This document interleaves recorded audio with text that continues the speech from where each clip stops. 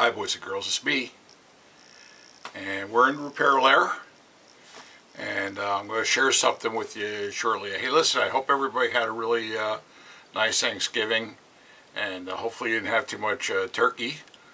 It just kind of put on a few pounds and kind of made you feel feel like laying around not doing very much, and maybe the tryptophan caught up with you. But today what I'm going to do is I've just inherited a radio that I've been asked to repair for somebody, and I figured I'd show you what I'm going to do here, because there's actually something that I think that might help you, especially the newbies, out a little bit. So let's get started. Okay, what I have here is a Philco chassis for a early 40s radio phonograph. Now what I want to do is eventually I want to put this on a Variac and test it out, but Philco has one unique thing, and they've done this you know, for a lot of years, especially on the pre-war radio stuff, and that is they have these, now this radio only has one. If you can look over the chassis here, it looks like at one point in time somebody did some work in here, as you can see. Oh, let me get out my pointer. I was told never to use my finger again. Okay, there's a couple of these orange drop caps in here. So someone had done some work in here a while back. But what I want to talk to you about is that piece right there. And what that is, that's a Bakelite block. And especially on radios prior to, say, 1939 and 40, Philco used a number of these in here. Now, what I want to do is, that's just basically a big capacitor. Well, it's not a big capacitor, it's physically big. But it's a capacitor. There's actually 2.01s in there. So what we're going to do is we're going to literally remove this from the radio and kind of replace them with modern 0.01. So let me show you what that's going to look like. Okay, I have my laptop here that I usually like to keep with me in the basement, and you can see this is actually a schematic for this radio. It's not exact, but it's close enough, because Philco, well, Philco used to do that. You know, it's like on the Geico commercials. That's because they do what they do, or it is what it is, and that's just the way you're going to do it. So I've got to zoom this in a little bit so I can show you the main piece here. Okay, let me get it a little bit more.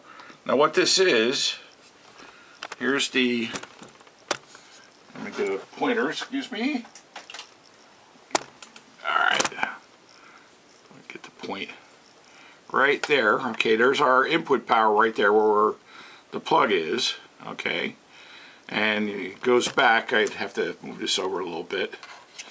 Now what this is a switch, an on-off switch here that would turn the radio on and off, and what you have here is basically, this is the Bakelite block right here, where there's actually 2.01 microfarad capacitors in there, and what that is locking up the input side of the transformer on the radio.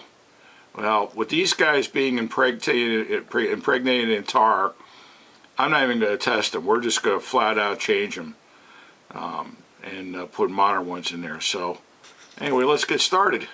Now before we do the actual work, what we might want to do is, or you could do both, is maybe get a digital camera, take your cell phone camera, and take a picture of it, of just the way it's laid out, just as it came from the factory. And, or you could take a piece of paper, whatever, and a pen or a pencil, and actually draw kind of like a little schematic diagram of what color wire and what wires are going where. So that way, once we actually do the repair and put it back together, we'll know where the wires have to go. And I think that's be a good idea to do that right now. Okay, I made a little quickie drawing here of the wiring. So all the wire, these are where all the wires are actually making the connection on the block itself. Okay, and I also took a picture of this anyway, since I already have my my camera here. So basically, this is the chassis ground right here, and if you look at the schematic, you can see right there. That's the connection in the middle. And then you can see that the 0.01s are on either side of that. So how the actual capacitor is in there is that you've got one capacitor going there, and then you got a second capacitor here. So you got 1.01 here and 1.01 here, and this is how it's basically inside of that block. So that's how we're going to make those connections. So let me get the wires off that block and take it off the chassis so you can see what it's going to look like. Okay, I've removed it from the radio, and this is basically what it looks like. Okay, with the wires off it. Alright, in the center is where the capacitor that's currently in there is making the connections, and they're soldered in. Desoldering it right now is just kind of useless because it's all impregnated. This is tar. It's old, hard tar. There's the upside down. There's the original Philco logo and all that. So this is genuine Philco parts in your Philco. That's it right there.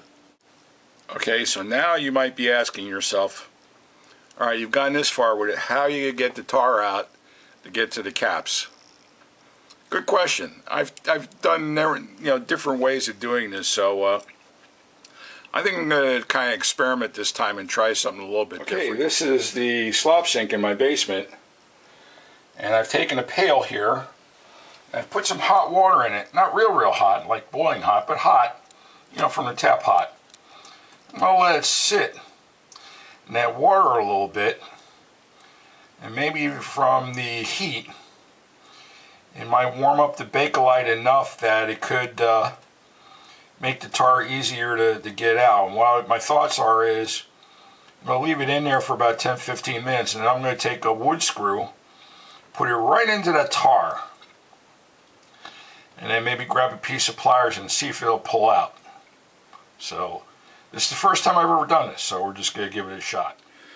Okay, well, here was my attempt. What I do is I took a couple wood screws that I had. These are brass wood screws. And I actually took a cigarette lighter and heated them up and then threaded them in there so it would go into the tar easier. And it looks like it actually got some of it out, but unfortunately there's still a lot in there. So I think what I'm going to do is, and if you can see in there, get a good shot at it, you can actually see the capacitor inside the tar. You see that? So that's what we're going to have to get that out. So I'm going to dig that tar out, and I'm going to dig that capacitor out carefully without breaking the Bakelite block, and then we'll see what that looks like after I get that out. Okay, it's out. Here's what's left of this was probably a dual 0.01 capacitor that's in there. I was able to clean out all the tar and stuff in there. You can actually see the 3 terminals. They're on this side, and you can see that each one of them is on there. What I'm going to do is I'm going to heat these up in the center and pull those wires up, and then I'll just I'll start putting the new ones in, and I'll show you how to do that. Alrighty, I got everything cleaned out. I've got the holes cleaned up for the wires for the new capacitors that we're going to put in there, and we're all good to go. So let me get that in there. So what I'm using here is I have 2.01 microfarad polyesters. Unfortunately, I would prefer orange drops. It would have made it a little bit neater. And I'm not going to fill this with anything when I'm done. So I've got one connected there, and then the ground is all the way forward where this tab is, because this is going to be grounded to the chassis. I've got one there. And then I've got one lead to the center on the other one. It's going to look something like this on the bottom. I haven't soldered them yet. So basically, this connection is one capacitor. That's 1.01, and then these two are the other 0.01. So let me get the soldering iron and put that back together. Okay, here's the finished product. It's back in the radio, and now I think that I've checked everything else out. I didn't see anything funky, and I've tested the tubes. So I had to replace a couple tubes, and now I can put the speaker on here and bring it up on a Variac safely now that I know I got 2 good 0.01s in there. So, hey everybody, thanks for watching, and thanks for stopping by. If you're a subscriber, thanks for coming back, and if you're not, you'd like to be, go ahead and subscribe. I'm going to make more videos eventually. Hey everybody, take care. Bye!